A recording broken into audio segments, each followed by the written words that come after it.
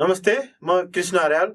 आज म कक्षा 9 को गणित विषयमा बीजगणित अन्तर्गत वर्ग समीकरण भन्ने पाठमा वर्ग समीकरणको हल गर्ने तरिकाहरूमा वर्ग समीकरणको खण्डीकरण विधिबाट हल गर्ने तरिका सिकाउन गइरहेको छु।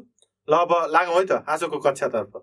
सबैभन्दा पहिले हामीले वर्ग समीकरण भनेको के हो भन्ने कुरा जान्न जरुरी छ।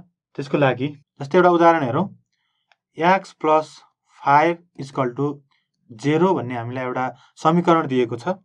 यो समीकरणमा x एउटा चल राशि हो, x चल राशि हो जसमा x को घाताङ्क 1 छ। यस्तो एक चलयुक्त र घाताङ्क पनि 1 भएको समीकरणलाई हामीले पहिलो डिग्रीको समीकरण भन्छौँ अथवा फर्स्ट डिग्री इक्वेसन भन्छौँ। यसलाई हामीले एक चलयुक्त पहिलो डिग्रीको समीकरण पनि भन्न सक्छौँ। यस्तो समीकरणलाई हामीले लिनियर इक्वेसन अथवा रेखीय समीकरण पनि भन्न सक्छौँ।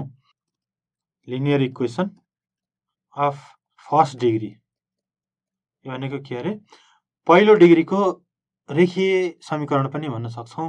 यसलाई किन रेखीय समीकरण भनिन्छ त? लिनियर इक्वेसनको अर्थ के भने जब हामीले यो इक्वेसनलाई ग्राफमा प्लट गर्छौँ त्यति बेला हामीले एउटा सिधा रेखा पाउन सक्छौँ। त्यसैले यसलाई हामी लिनियर इक्वेसन अथवा रेखीय समीकरण पनि भनिन्छ। रेखीय समीकरण भनेको के अरे यदि कुनै समीकरणलाई ग्राफमा प्लट गर्दा हामीले एउटा सिधा रेखा पाउँछौँ भने त्यसलाई रेखीय समीकरण पनि भन्न सक्छौँ। यहाँबाट पहिलो डिग्रीको रेखीय समीकरण भनेको जहाँ एउटा चलको घाताङ्क 1 हुन्छ त्यसलाई पहिलो डिग्रीको रेखीय समीकरण भन्ने भयो। त्यसै गरी अर्को नम्बरमा हेरौँ। नम्बर 2 मा हामीलाई अर्को एउटा समीकरण दिएको छ। x²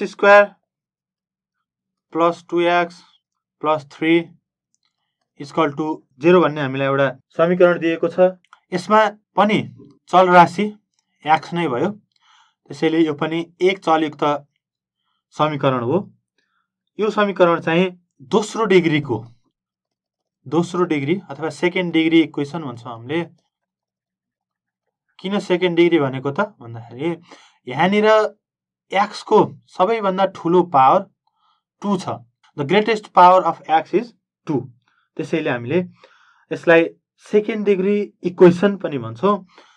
अनि यस्ता सेकेन्ड डिग्री इक्वेसन जुन एक चलयुक्त छन् त्यसलाई हामी क्वाड्रेटिक इक्वेसन भन्छौँ रे। है हाम्रो कन्क्लुजन के भयो त भन्दाखेरि एक चलयुक्त दोस्रो डिग्रीको समीकरणलाई वर्ग समीकरण अथवा क्वाड्रेटिक इक्वेसन भन्छौँ रे हामी। बुझ्नु पर्यो। दोस्रो डिग्री भनेको x⁻2 हुने भयो।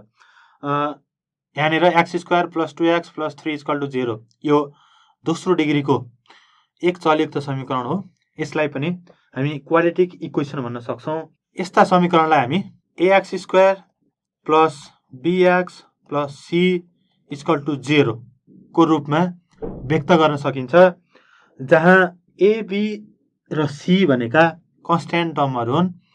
जहाँ a, b, c constant term हो। कन्स्ट्यान्ट टर्म भनेको अचर राशि जसको मान फिक्स्ड हुन्छ र यसलाई हामी यो फर्मलाई हामीले वर्ग समीकरणको सामान्य रूप अथवा standard form of quadratic equation भन्छौँ। यसको चाहिँ स्ट्यान्डर्ड क्वाड्रेटिक इक्वेसन भन्छौँ हामीले यसलाई। यो चाहिँ बुझ्नु पर्यो। सामान्य वर्ग समीकरण भनेको ax² + bx + c को टर्ममा हुने भयो, जहाँ a, b र c भनेका स्थिर राशि हुन्, कन्स्ट्यान्ट टर्म्सहरू हुन्। त्यसैले यस्तो फर्मको इक्वेसनलाई हामी स्ट्यान्डर्ड क्वाड्रेटिक इक्वेसन भन्छौँ रे। अब वर्ग समीकरण दुई किसिमका, एउटा प्योर अनि एडफेक्टेड क्वाड्रेटिक इक्वेसन भन्छौँ हामीले। एउटा चाहिँ शुद्ध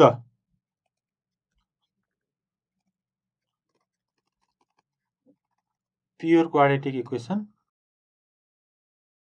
यदि कुनै पनि वर्ग समीकरण ax² + c = 0 को टर्ममा छ भने हामीले यस्तो समीकरणलाई शुद्ध वर्ग समीकरण भन्छौँ, जहाँनिर बीचको टर्म bx भन्ने टर्म मिसिङ छ अरे, जहाँनिर बीचको टर्म bx भन्ने टर्म मिसिङ छ, जुन समीकरणको दोस्रो पदको रूपमा थियो, यसमा दोस्रो पद छैन।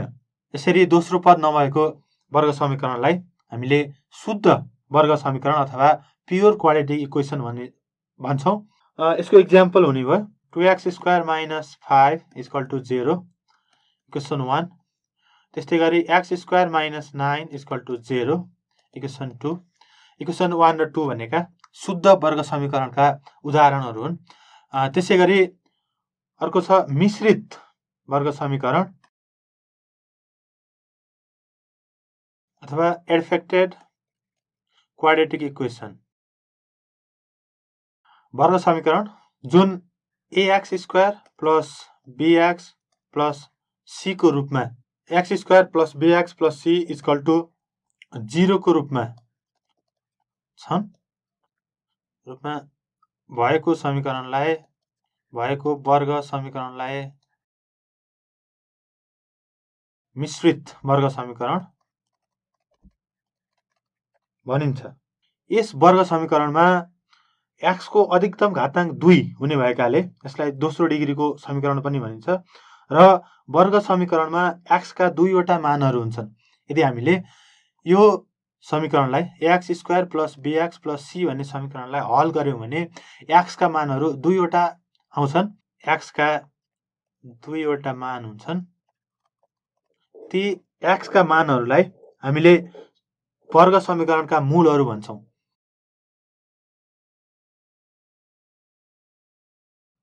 मूल भनिन्छ भनेको क्वाड्रेटिक इक्वेसनका दुईवटा रुट हुन्छन् रे।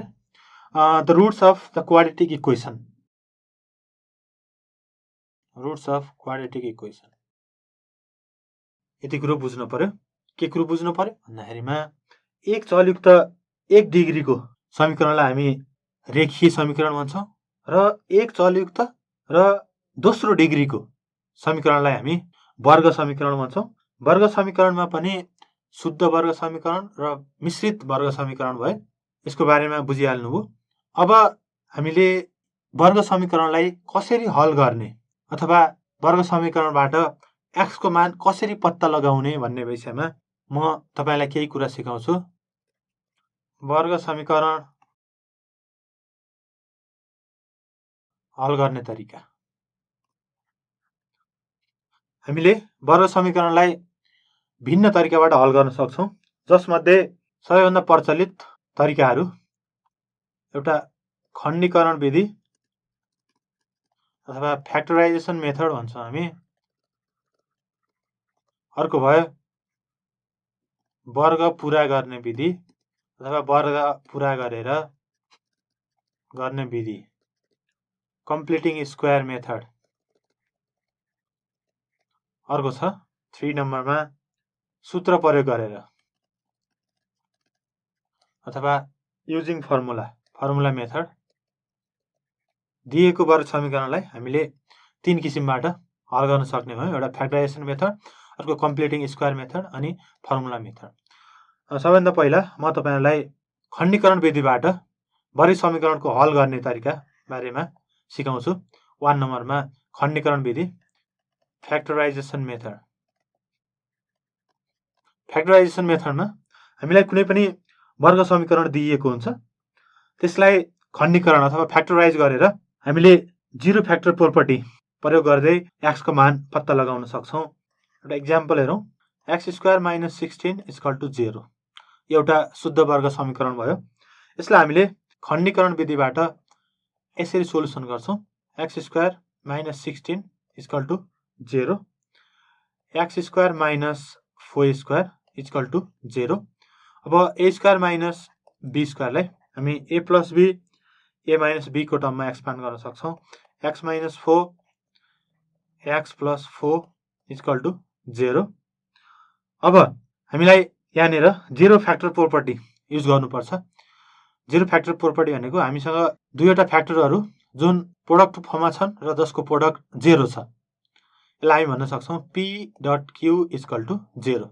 यस्तो फर्ममा आयो भने हामीले either or either p equal to 0 or q equal to 0 होइन, कि त p 0 हुनु पर्यो कि त q 0 हुनु पर्यो, नत्र भने त p डट q 0 हुने चान्स नै छैन। त्यसैले हामीले अब आइदर अर गरौँ। Either x minus 4 equal to 0, x equal to 4 or x plus 4 equal to 0, x equal to minus 4। Therefore, x equal to plus minus 4 भयो। हामीले x को भ्यालु निकालिसके पछाडि अब चेक गर्ने तरिका, हामीले निकालेको मान सही छ या गलत छ भनेर चेक गर्न हामी यसरी गर्छौँ। Checking when x equal to 4, x square minus 16 equal to 0, x means 4 square minus 16 equal to 0, 16 minus 16 equal to 0, 0 equal to 0 which is true। यस्तै गरेर when x equal to minus 4, x square minus 16 equal to 0 or minus 4 square minus 16 equal to 0, 16 minus 16 equal to 0, 0 equal to 0 which is also true। यो पनि के हो? सत्य हो। त्यसैले हामीले निकालेका दुईटै मानहरू के छन् त? करेक्ट छन्। यसरी हामीले गर्न सक्ने भयौँ। त्यस पछाडि अर्को एउटा उदाहरण नम्बर 2 एक्जाम्पल 2 को रूपमा 3x square minus 5x equal to 2 दिएको वर्ग समीकरणलाई खण्डीकरण विधिबाट हल गर्नुहोस् भनेर हामीलाई यस्तो क्वेसन दियो भने हामीले यसको समाधान अथवा सोलुसन यसरी गरौँ। 3x square minus 5x equal to 2। हामीले यो 2 लाई पनि बायाँ साइडमै लिएर आउँ। 3x square minus 5x minus 2 equals 0। Now अब हामीले खण्डीकरण विधि अपनाउनु पर्यो। पहिलो र last, first and last method. 3 two जा 6 हुने भयो, माइनस 6 भनेपछि घटाउँदा 5 हुने, गुणन गर्दा 6 हुने, त्यस्ता दुईवटा अङ्कहरू खोज्नु पर्यो। 3x स्क्वायर माइनस 6 माइनस 1 गऱ्यो भने मैले 6 माइनस 1 5 हुने भयो, 6 भन्दा 6 है। अर गरौँ 3x square minus 6x plus x minus 2 equals 0। अब पहिलो दुईटाबाट र पछिको दुईटाबाट कमन लियौँ, साझा लियौँ। 3x x minus 2 plus 1 x minus 2 equal to 0। अब हामीले लेख्न सक्ने हो x माइनस 2 दुवैबाट कमन हो। अब बाँकी रहेको यहाँनिर 3x कमन रो, यहाँनिर प्लस 1 इक्वल टु 0। फेरि पनि हाम्रो एक्सप्रेसन चाहिँ p dot q equal to 0 को फर्ममा आयो। दुईवटा फ्याक्टरहरू जसको प्रोडक्ट 0 छ। त्यसैले अब आइदर अर गरौँ।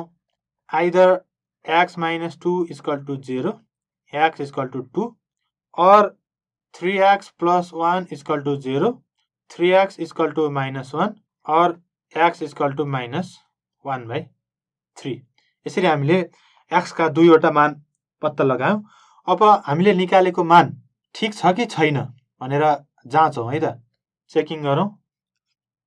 when x इक्वल टु 2, हाम्रो equation 3x square minus 5x equal to 2 हुन्छ कि हुँदैन हेरौँ है। 3x minus 2 square minus 5 into 2 equal to 2, 4 3 जा 12 minus 10 equal to 2, 2 equals 2 which is true. यो साँचो हो। अब फेरि जब x को मान माइनस 1/3 हुन्छ त्यति बेला 3x square minus 5x equal to 2 को मान कति हुन्छ हेरौँ है त। Minus 1/3 whole square minus 5 minus 1/3 equal to 2। Minus 1/3 whole square भनेपछि 3/9 हुने भयो, minus minus plus 5/3 equal to 2 हुने भयो। यसलाई अब हामी यतापट्टि लेखौँ। यहाँनिर अर 1/3 प्लस 5/3 इक्वल टु 2 हुने भयो। यहाँनिर 3 1 जा 3, 3 3 जा 9, 3 3 एलसिएम लियौँ। 3 1 plus 5 equal to 2, 6/3 2 equal to 2 which is true. हामीले निकालेका दुईवटै मान दिएको इक्वेसनको लागि मान्य छ। त्यसैले हाम्रो उत्तर भनेको के हुने भयो त x इक्वल टु -1/3 र 2 हाम्रो आन्सर हुने भयो। यसरी नै हामीले दिएका वर्ग समीकरणहरूलाई खण्डीकरण विधि प्रयोग गरेर हल गर्छौँ। हस् त, यसका साथै म आजको क्लासको अन्त्यतिर आइसकेको छु। अब जाँदै म तपाईँहरूलाई केही प्रश्न गृह कार्यको रूपमा छोडेर जाँदै यहाँहरूबाट बिदा हुन चाहन्छु। आजको गृह कार्यको लागि तपाईँलाई प्रश्न छन्। होमवर्क खण्डीकरण विधि प्रयोग गरेर दिएका वर्ग समीकरणहरू हल गर्नुहोस्। मैले इङ्ग्लिसमा लेखेँ, solve by factorization method. Question number 1, x² minus x minus 12 is equal to 0. 2 number 2x² minus 3x plus 1 is equal to 0. 3 number 6x² plus 40 is equal to 31x. हस् त, म आजको क्लासलाई यहीँ विसर्जन गर्दछु। जाँदै यदि तपाईँहरूलाई केही पनि समस्या या सुझावहरू छन् भने हामीलाई भन्न नभुल्नुहोला। हामी तपाईँलाई सक्दो सहयोग गर्नेछौँ। यदि तपाईँहरूसँग कुनै सल्लाह सुझाव या गुनासाहरू छन् भने हामीलाई पत्रचार गर्न नभुल्नुहोला। हामीलाई पत्रचार गर्ने ठेगाना हो learning@dearwalk.edu.np। हस् त, धन्यवाद।